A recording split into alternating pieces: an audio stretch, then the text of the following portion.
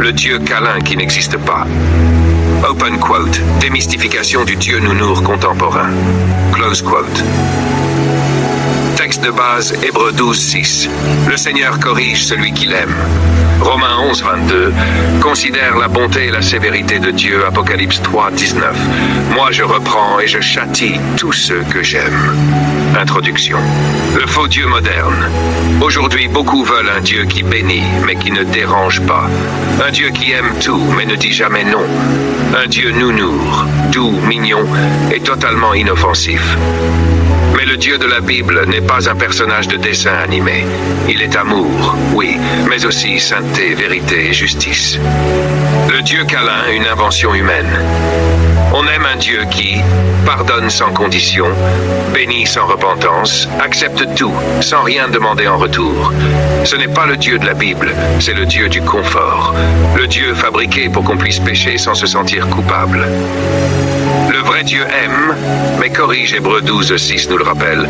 Open quote, le Seigneur corrige celui qu'il aime. Close quote. Si Dieu nous reprend, c'est parce qu'il veut nous sauver. S'il met des limites, c'est pour nous garder vivants. Un parent qui ne reprend jamais son enfant ne l'aime pas. De même, Dieu corrige parce qu'il aime vraiment. Bonté et sévérité, deux facettes du même Dieu. Romains 11:22 parle de la bonté et de la sévérité de Dieu.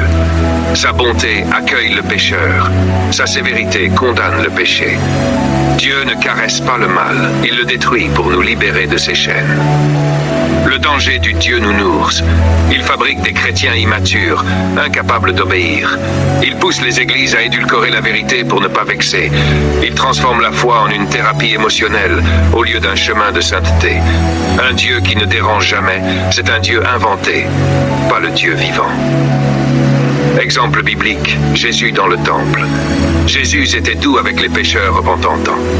Mais il a renversé les tables des marchands dans le temple. Matthieu 21:12-13. Pourquoi? Parce que l'amour de Dieu protège aussi la sainteté de la maison de Dieu. Le vrai Jésus ne caresse pas le péché. Il le confronte pour sauver l'âme. Application pratique pour les croyants.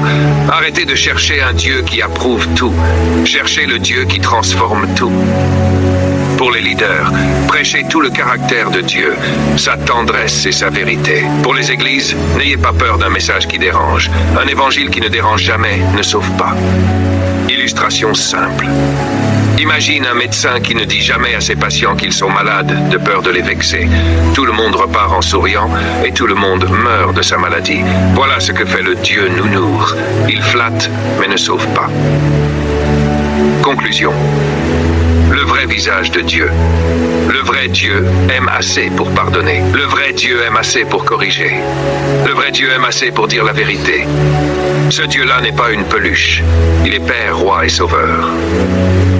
Prière finale, open quote. Seigneur, délivre-moi du faux Dieu que je me fabrique pour me rassurer. Révèle-moi ton vrai visage, plein d'amour, mais aussi de vérité.